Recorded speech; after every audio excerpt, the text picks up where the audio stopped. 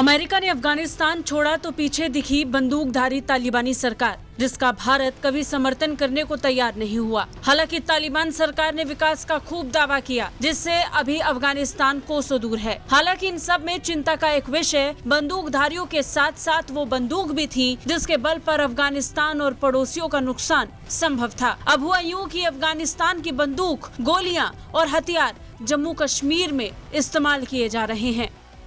America के नेतृत्व वाली नाटो सेना अफगानिस्तान को छोड़कर गई तो उसके हथियार पीछे रह गए, जिसका खूब दुरुपयोग किया गया। तालिबान ने इन हथियारों की तस्करी करनी शुरू कर दी थी, जिसे लेकर तालिबान को कई बार चेताया भी गया। तालिबान ने वादा किया था कि अफगानिस्तान में उसकी वापसी होने पर वो देश की जमीन या हथियारों को आतंकवाद के इस्तेमाल में नहीं आने देंगे, लेकिन अब तालिबान अपने वादों से मानो मुकर रहा हो।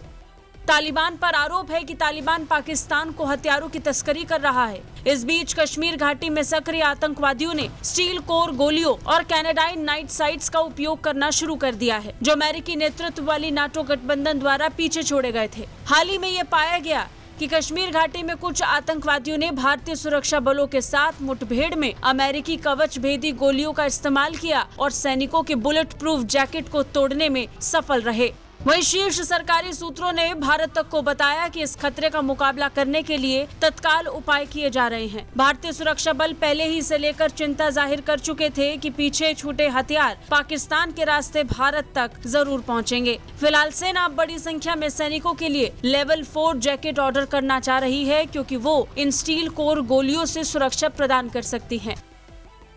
इससे पहले international forum for rights and security ने कहा था कि हथियारों का बाजार फल फूल रहा है और जिन हथियारों की पाकिस्तान में तस्करी की जा रही है, उनका भारत के खिलाफ सीमा पार से होने वाली झड़पों में इस्तेमाल किया जा सकता है या इन्हें भारत में भेजा जा सकता है।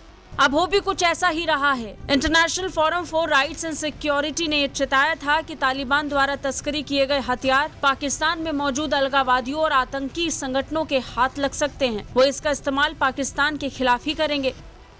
बता दें, पिछले साल अगस्त में अमेरिका समर्थित नाटो सेना ने ये हथियार अफगान बलों को दिए थे। हालांकि अफगानिस्तान में तालिबान का कब्जा होने के कारण इन हथियारों पर भी तालिबान का ही कब्जा हो गया, जो अब इसका गलत इस्तेमाल कर रहे हैं। ब्यूरो रिपोर्ट, भारत तक।